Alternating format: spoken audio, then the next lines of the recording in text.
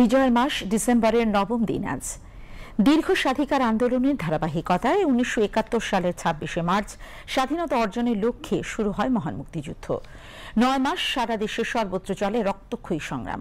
লাখো শহীদের রক্তের বিনিময়ে অর্জিত হয় কাঙ্ক্ষিত স্বাধীনতা। ৯ ডিসেম্বর মুক্তিযোদ্ধাদের মনোবল ভেঙে দেওয়ার উদ্দেশ্যে ইয়াহিয়ার অনুরোধে যুক্তরাষ্ট্রের প্রেসিডেন্ট নিক্সন তার সপ্তম নৌবহরকে বঙ্গোপসাগরের দিকে রওনা হতে আদেশ দেন। দিনার সুলতানা প্রতিবেদন।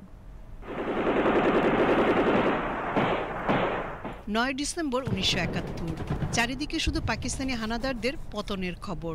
এদিন থেকে মূলত বন্ধ হয়ে যায় হানাদার বাহিনীর ঢাকা থেকে বেরোবার সব পথ। একই সঙ্গে বন্ধ হয়ে যায় তাদের ঢাকায় প্রবেশের পথও। সর্বত্রই ছিল মুক্তিবাহিনী ও মিত্রবাহিনীর অগ্রাভিযান। বীর দর্পে একে একে গাইবান্ধা, নেত্রকোনা, খুলনার কপিলমুনি, কুষ্টিয়ার কুমারখালী, কুমিল্লার দাউদকান্দি, ব্রাহ্মণবাড়িয়ার তিতাস, গাজীপুরের শ্রীপুর, চট্টগ্রামের হাটহাজারী সহ দেশের অধিকাংশ জেলায় বিজয় কেতন উড়িয়ে ঢাকামুখী হতে থাকে মুক্তিবাহিনী।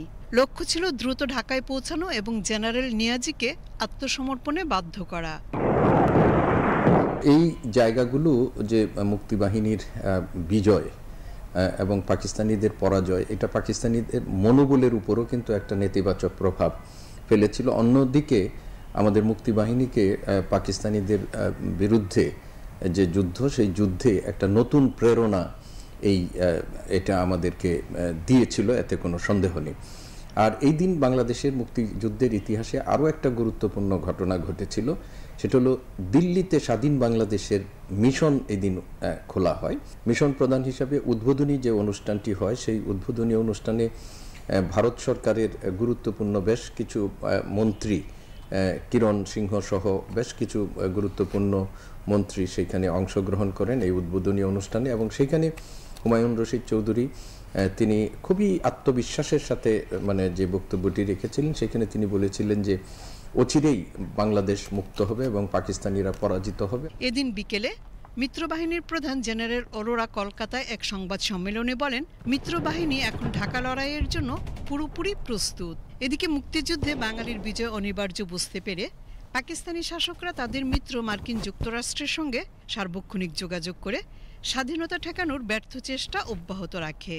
ইয়াহিয়ার অনুরোধে মার্কিন প্রেসিডেন্ট রিচার্ড নিক্সন সপ্তম নৌবহরকে বঙ্গোপসাগরে প্রেরণের নির্দেশ দেয়। এটার মূল লক্ষ্য ছিল যে মুক্তিযোদ্ধাদের মনোবলটাকে ভেঙে দেয়া এবং তাদের উপর একটা সামরিক চাপ তৈরি করা।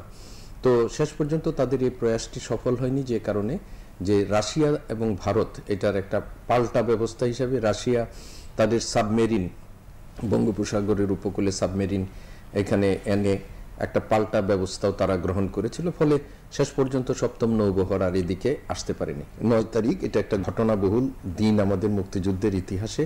জাতিসংঘে বাংলাদেশের যুদ্ধবন্ধের জন্য যে অপচেষ্টা, সেটার বিরুদ্ধে ভারতের এবং রাশিয়া সহ আন্তর্জাতিক মহলের যে অবস্থান, সবকিছু মিলিয়ে আমাদের মুক্তিযুদ্ধটাকে চূড়ান্ত পর্যায়ে নিয়ে যাওয়ার জন্য এটা একটা বড় ভূমিকা পালন করেছিল। বাঙালিকে নেতৃত্ব শূন্য করতে গোপন ষড়যন্ত্র আঁটতে শুরু করে পাকিস্তানি বাহিনী।